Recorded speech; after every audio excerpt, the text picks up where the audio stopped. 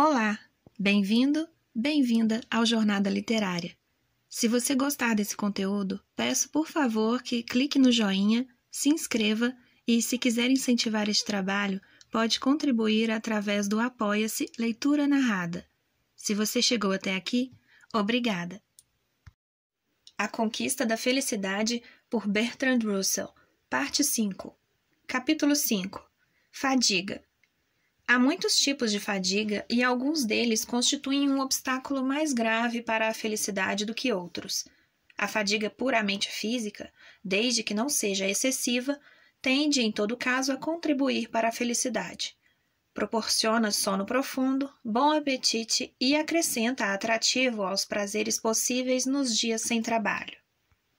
Quando excessiva, transforma-se em algo muito ruim. Exceto nas comunidades mais adiantadas, as mulheres do campo ficam velhas aos 30 anos, consumidas pelo trabalho árduo. Nos primeiros tempos da era industrial, as crianças tinham problemas de crescimento e, não raro, morriam prematuramente por causa do excesso de trabalho. O mesmo continua a acontecer na China e no Japão, onde a atividade industrial é recente. Em certa medida, o que ocorre nos países sul-americanos é igual. Além de certos limites, o trabalho físico é uma tortura atroz e, com muita frequência, se levado a extremos, torna a vida insuportável. Mas, nos locais mais adiantados do mundo moderno, a fadiga física se reduziu bastante graças às melhorias das condições industriais. Em tais comunidades, o tipo mais grave de fadiga em nossos tempos é o esgotamento nervoso. Curiosamente, esse tipo de fadiga é mais comum entre as pessoas abastadas e tende a ocorrer bem menos entre os assalariados do que entre os homens de negócios e os profissionais intelectuais. Escapar ao esgotamento nervoso na vida moderna é algo muito difícil. Em primeiro lugar, durante as horas de serviço e, sobretudo, durante o trajeto entre sua casa e o local de trabalho, o trabalhador urbano fica exposto a ruídos, embora seja verdade que ele já aprendeu a não ouvir conscientemente a maior parte deles. Mas mesmo assim esses ruídos o vão desgastando, sem falar no esforço subconsciente que faz para não ouvi-los. Outro fato que causa fadiga, sem que tenhamos consciência disso, é a constante presença de estranhos. O instinto natural do homem, e de outros animais, é investigar todo o desconhecido da sua mesma espécie, com a intenção de decidir se deve tratá-lo de maneira amistosa ou hostil. Esse instinto tem de ser reprimido pelos que pegam um metrô na hora do rush, e o resultado dessa inibição faz com que acabem sentindo uma raiva difusa e, em geral, de todos os conhecidos com quem entram em contato involuntariamente. Devemos também levar em conta a pressa para pegar a condução pela manhã, com a consequente dispepsia. Por isso, quando chega ao local de trabalho e dá início à sua jornada, o trabalhador urbano já está com os nervos à flor da pele e propício a considerar que toda a raça humana é uma verdadeira moléstia. Seu patrão, sempre com o mesmo mau humor, nada faz para ajudar seu empregado a dissipá-lo. O medo de ser mandado embora obriga este último a comportar-se com cortesia, em uma conduta antinatural que acaba aumentando a tensão nervosa. Se, pelo menos uma vez por semana, fosse permitido aos empregados esfregar na cara do patrão umas boas verdades e mostrar-lhe de uma outra forma o que pensam dele, isso aliviaria bastante a tensão nervosa. Mas para o patrão, que também tem seus problemas, isso nada resolveria. Aquilo que, para o empregado, é o medo de ser mandado embora, para o patrão traduz-se em medo da bancarrota. É verdade que muitos donos de empresa já reuniram condições suficientes para sentarem-se acima desse medo, mas, geralmente, para alcançar uma posição mais elevada, tiveram que passar anos lutando de modo extenuante, durante os quais tiveram que se esforçar muito para ficarem sabendo de tudo o que acontecia em todas as partes do mundo e frustrarem constantemente as maquinações de seus concorrentes. O resultado de tudo isso é que, ao alcançarem o êxito, seus nervos se acham já tão destroçados, tão acostumados com a ansiedade, que não conseguem mais livrar-se desse hábito, mesmo na ausência de motivos cabíveis. Sem dúvida, alguns são filhos de pais ricos, mas normalmente conseguiram criar para si próprios ansiedades o mais parecidas possível com as que teriam sofrido se não houvessem nascido ricos. Com o jogo e as apostas, ganham a desaprovação dos pais. Ao perderem horas de sono para desfrutar de suas diversões, debilitam a própria mente e, quando se derem conta disso, verão que se tornaram tão incapazes de serem felizes como o foram seus pais. Voluntária ou involuntariamente, por escolha ou por necessidade, quase todos os homens de hoje levam uma vida exasperante e estão sempre demasiadamente cansados para serem capazes de sentir prazer sem a ajuda do álcool.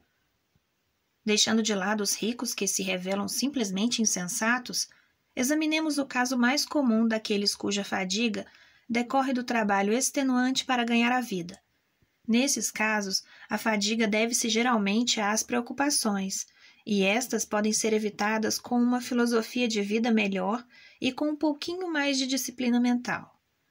A maioria dos homens e das mulheres é capaz de controlar seus pensamentos, ou seja, não deixam de pensar em fatos preocupantes em momentos nos quais nada podem fazer.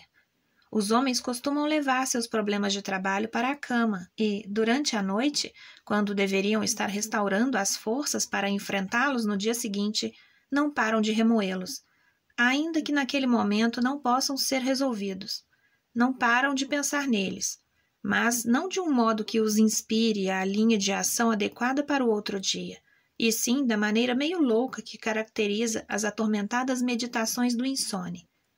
Parte dessa loucura noturna continua com eles pela manhã, enevoando-lhes o entendimento, pondo-os de mau humor e fazendo com que fiquem irritados ao menor obstáculo. O sábio só pensa em seus problemas quando existe algum sentido em fazê-lo. No restante do tempo, pensa em outras coisas.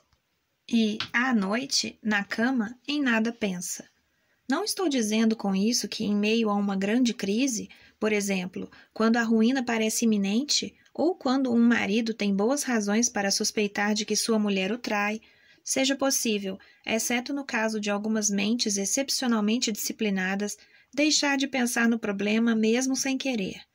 Mas é perfeitamente possível não pensar nos problemas dos dias normais, com exceção do momento exato para, por fim, enfrentá-los. É espantoso o quanto homens e mulheres podem aumentar a felicidade e a eficiência cultivando uma mente ordenada, que pense de maneira adequada nas horas certas e não inadequadamente a todo momento. Quando temos que tomar uma decisão difícil ou preocupante, de posse de todos os dados disponíveis, devemos pensar na questão da melhor maneira possível para resolvê-la e tomar a decisão. Feito isso, não temos que voltar ao assunto, a menos que surja um dado novo. Nada é mais extenuante e estéril que a indecisão. Muitas preocupações podem ser afastadas, caso a pessoa se dê conta da pouca importância que tem o assunto que está causando a ansiedade. Ao longo de minha vida, falei em público um número considerável de vezes. No início, a plateia me aterrorizava e o nervosismo fazia-me falar muito mal. Tinha tanto medo de passar por isso que sempre desejava quebrar uma perna antes de me ver obrigado a pronunciar um discurso e, quando o terminava, ficava esgotado pela tensão nervosa. Pouco a pouco, fui aprendendo a sentir que não tinha a menor importância o fato de falar bem ou não. Em qualquer dos dois casos, o universo continuaria sendo o que é. Descobri que quanto menos me preocupava com o fato de falar bem ou mal, menos mal falava. E, gradualmente, a tensão nervosa diminuiu até quase desaparecer por completo. Grande parte da fadiga nervosa pode ser combatida dessa maneira. O que fazemos não é assim tão importante quanto julgamos. Afinal, nossos êxitos e fracassos não têm tanto peso assim. Podemos sobreviver, inclusive, aos grandes sofrimentos. As aflições que, segundo uma visão distorcida, pareçam estar prestes a acabar com a felicidade para sempre, dissipam-se com a passagem do tempo, a tal ponto que, às vezes, é quase impossível recordar quanto tinham sido imensas. Mas, além dessas considerações egocêntricas, permanece o fato de que o ego de uma pessoa é uma parte insignificante do mundo. O homem capaz de concentrar seus pensamentos e esperanças em algo que o transcenda pode encontrar certa paz nos problemas normais da vida, algo que parece impossível para o egoísmo empedernido. O que poderíamos chamar de higiene dos nervos nunca foi muito estudada. É verdade que a psicologia industrial tem feito complicadas investigações sobre a fadiga e conseguiu demonstrar, mediante conscienciosas estatísticas, que, se alguém continua fazendo algo por um tempo suficientemente longo, acaba ficando muito cansado, um resultado a que se poderia chegar sem tanta aplicação científica.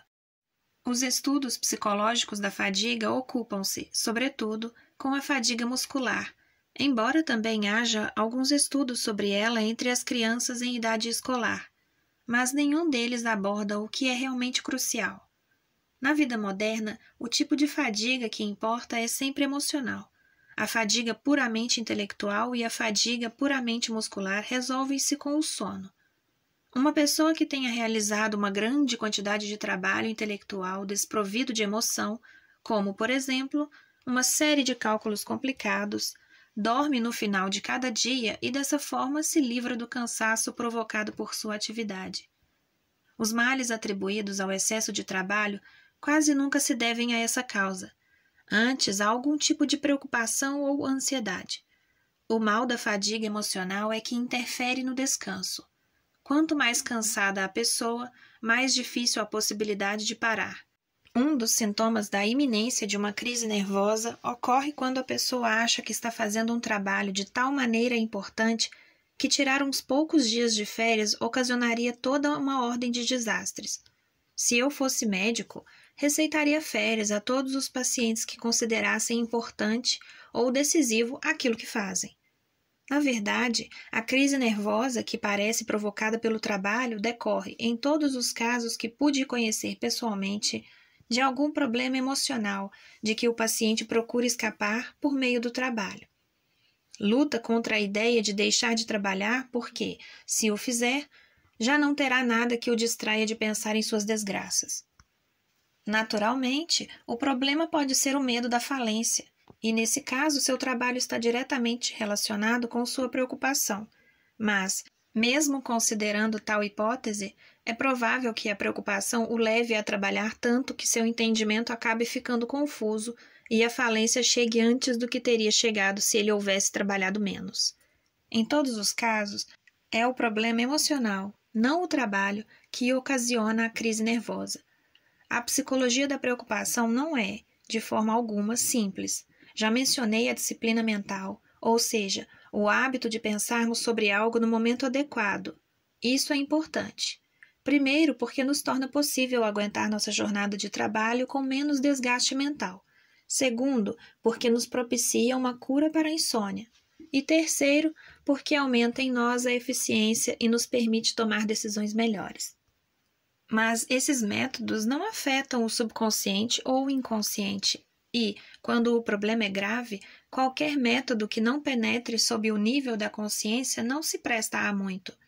Os psicólogos já levaram a efeito vários estudos sobre a influência do subconsciente na mente consciente, mas têm sido menos pródigos naqueles que tratam da influência da mente consciente no subconsciente. Todavia, esta última tem uma importância enorme no terreno da higiene mental e é preciso entendê-la se quisermos que as convicções racionais atuem no reino do inconsciente. Isso se aplica particularmente à questão da preocupação. É muito fácil dizer a alguém que, se ocorresse esta ou aquela desgraça, não seria tão terrível assim, mas, enquanto isso não passar de uma convicção consciente, não funcionará nas noites de insônia nem impedirá os pesadelos. Pessoalmente, acredito que possamos implantar no subconsciente uma ideia consciente se, para tal, empregarmos força e intensidade suficientes. A maior parte do subconsciente é formada por pensamentos com grande carga emocional que alguma vez foram conscientes e que agora se acham enterrados. Esse processo de inumação pode ser feito deliberadamente e, assim, é possível levar o subconsciente a fazer muitas coisas úteis.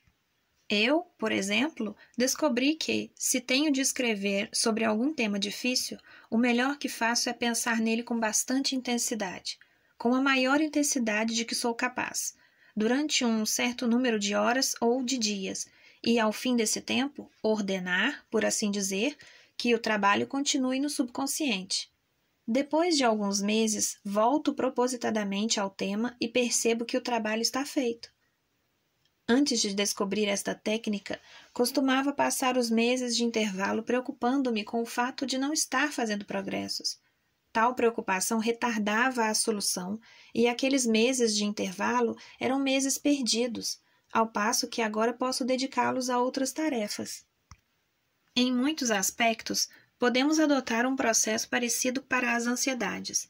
Quando ameaçados por alguma desgraça, examinemos com seriedade, deliberadamente, o que é que poderia acontecer de pior. Depois de enfrentar essa possível desgraça, busquemos razões sólidas para pensar que, enfim, o desastre não seria tão terrível. Tais razões sempre existem, porque, na pior das hipóteses, nada do que acontece a alguém tem a menor importância cósmica. Depois de examinar com serenidade, durante algum tempo, a pior possibilidade é dizer a si próprio com autêntica convicção, abre aspas, bem, afinal isso não teria muita importância, fecha aspas. A pessoa descobre que a preocupação diminui de forma impressionante. É possível que seja necessário repetir várias vezes o processo, mas, no fim, se não tivermos eliminado a possibilidade de enfrentar o pior resultado, descobriremos que a preocupação desaparece completamente, sendo substituída por uma espécie de júbilo. Isso faz parte de uma técnica mais geral, para evitar o medo. A preocupação é uma forma de medo, e todas as formas de medo causam fadiga. O homem que aprendeu a não ter medo sente diminuir bastante a fadiga da vida cotidiana. O medo, em sua forma mais prejudicial, surge quando existe um certo perigo que não queremos enfrentar. Há momentos em que nossas mentes são invadidas por pensamentos horríveis. O tipo de medo varia com as pessoas, mas quase todo mundo sente alguma espécie de medo secreto. Para um pode ser o câncer, para outro a ruína financeira, para aquele outro a descoberta de um segredo vergonhoso, enquanto uma quarta pessoa se sente atormentada pelos ciúmes e uma quinta passa as noites em claro pensando que, talvez, estejam realmente certas as histórias que ouviu na infância sobre o fogo do inferno. Com certeza, todas essas pessoas se valem de uma técnica inadequada para combater o medo. Sempre que este se apodera de suas mentes, procuram pensar em algo diferente. Distraem-se com jogos, com o trabalho ou com o que seja, embora todas as modalidades de medo se tornem piores quando não enfrentadas. Por outro lado, o esforço para desviar os pensamentos do patamar do horrível é que é o fantasma que nos recusamos a olhar. O melhor procedimento com qualquer tipo de medo consiste em pensarmos no assunto de forma racional e com calma, mas com grande concentração, até nos familiarizarmos completamente com ele. No fim, a familiaridade neutraliza os terrores. Toda a questão mostra-se inofensiva e nossos pensamentos se afastam dela. Não como antes, por um esforço da vontade, mas agora por pura falta de interesse pelo assunto. Quando o leitor sentir-se inclinado a ficar preocupado com algo, seja o que for, o melhor é pensar nele ainda mais do que o faria normalmente, até que venha a perder seu mórbido fascínio. A moral moderna não tem encarado adequadamente a questão do medo. É verdade que esperamos dos homens coragem física, sobretudo na guerra, mas não esperamos deles outras formas de coragem, assim como das mulheres não esperamos que mostrem nenhuma forma de coragem. Uma mulher de coragem se vê obrigada a esconder isso, se quiser agradar aos homens. Também não temos em alta conta o homem de coragem em qualquer aspecto que não seja o do perigo físico. A indiferença para com a opinião pública, por exemplo, é considerado um desafio. O público fará tudo o que puder para castigar o homem que se atreva a zombar de seu consenso. Tudo é o contrário do que deveria ser. Toda forma de coragem, tanto nos homens quanto nas mulheres, deveria ser tão admirada como o é a coragem física de um soldado. O fato de que o valor físico seja tão comum entre os jovens demonstra que o valor desenvolve-se em resposta à opinião pública que o exige. Se houvesse mais valor, haveria menos preocupações e, portanto, menos fadiga. A verdade é que uma grande proporção das fadigas nervosas de que padecem atualmente homens e mulheres é devida aos medos, conscientes e inconscientes. Uma causa muito frequente de fadiga é o afã da excitação. Se o homem pudesse passar seu tempo livre dormindo, manteria sua boa forma.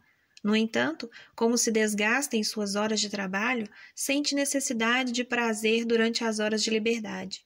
O problema é que os prazeres mais fáceis de se obter e mais superficialmente atrativos são quase todos do tipo que esgotam os nervos. O desejo de excitação, quando vai além de certa medida, indica um caráter distorcido ou alguma insatisfação instintiva. Nos primeiros dias de um casamento feliz, quase nenhum homem sente necessidade de excitação. Mas no mundo moderno, muitos casamentos têm que ser adiados por tanto tempo que, quando por fim se revelam financeiramente possíveis, a excitação já se converteu num hábito que só pode ser dominado durante um breve tempo. Se a opinião pública permitisse que os homens se casassem aos 21 anos sem assumir os encargos financeiros acarretados atualmente pelo casamento, muitos deles deixariam de correr atrás de prazeres extenuantes, tão fatigantes quanto o seu trabalho. Mas a mera sugestão desta possibilidade é considerada imoral, como se viu no caso do juiz Lindsay, que ficou desonrado, apesar de sua longa e respeitável carreira, pelo único crime de querer salvar os jovens das desgraças a que estão sujeitos como consequência da intolerância dos mais velhos. Mas não irei mais longe nesta questão, que pertence à rúbrica da inveja, de que nos ocuparemos no próximo capítulo. Para a pessoa que não pode alterar as leis nem as instituições que regulam sua vida, fica difícil conservar-se à altura da situação criada e perpetuada por moralistas opressores. Mas devemos ter em mente que os prazeres excitantes não levam à felicidade, embora, enquanto permanecerem inatingíveis tanto quanto outras alegrias mais satisfatórias, a pessoa pode considerar a vida insuportável se não continuar a contar com a ajuda dessa excitação. Em semelhante caso, um homem prudente só tem uma saída: escolher as doses certas e não permitir que uma quantidade de prazeres extenuantes prejudique sua saúde ou interfira em seu trabalho. A cura radical para os problemas dos jovens consiste em uma mudança da moral pública. Enquanto isso, o melhor que um jovem pode fazer é pensar que acabará chegando o momento em que irá se casar e que seria uma insensatez viver de um modo que torne impossível um casamento feliz, o que pode perfeitamente acontecer quando se tem os nervos em frangalhos e uma inaptidão adquirida para os prazeres mais amenos. Um dos piores aspectos da fadiga nervosa é que ela atua como uma espécie de cortina que separa o homem do mundo exterior. As impressões lhe chegam como amortecidas e sem brilho.